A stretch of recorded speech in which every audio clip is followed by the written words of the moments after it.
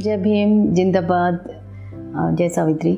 मेरा नाम मोहिनी है और मैं गांव गढ़ी छाजू है, समालखा पानीपत के अंदर एक छोटा सा गांव है। वहाँ पे एक सफाई कर्मचारी कम्युनिटी में पैदा हुई। पानी भरने से एक बार मेरे को खेत में रोक दिया एक पर्सन ने। मैं पानी का मटका डुबोने ही वाली थी एक पानी के उसमें होद में, खेत में।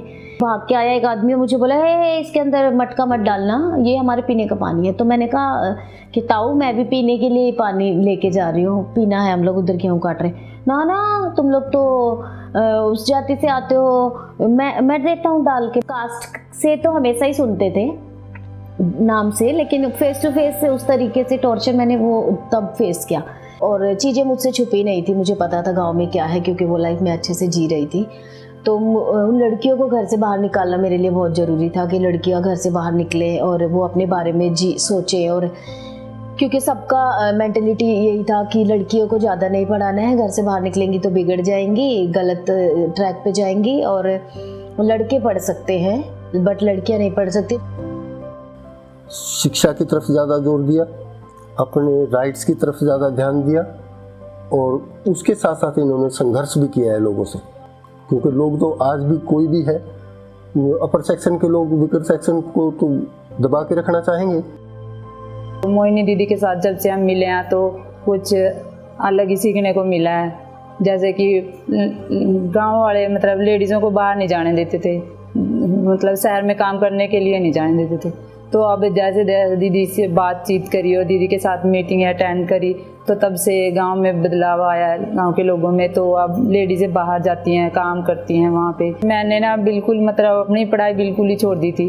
तो दीदी से मिलने के बाद मतलब उस दीदी ने मेरे को बोला कि भी तू पढ़ ले। तो उसके बाद मैंने फिर पढ़ाई शुरू की। मैंने 2 कोर्स किए हैं, एक तो एनटीटी का और दूसरा स्टिचिंग का। बाहर की सेफ्टी की तो हम खुल के बात कर लेते हैं, लेकिन घर की सेफ्टी की बात कौन करेगा? तो उसके लिए लड़कियों को मेंटली तैयार करना बहुत ज़रूरी था। कोई केस आया है तो उस केस के फैमिली से जाके मिलना, उस केस में बच्ची से बात करना, पूरा स्टेटमेंट लिखना, कौन उस केस में उस शामिल था, उस प्लेस पे कौन था, फैमिली बच्ची का कैसा लाइफ रहा है, वो अभी कैसा है। तो वो सारा एक स्टेटमेंट तैयार करते थे।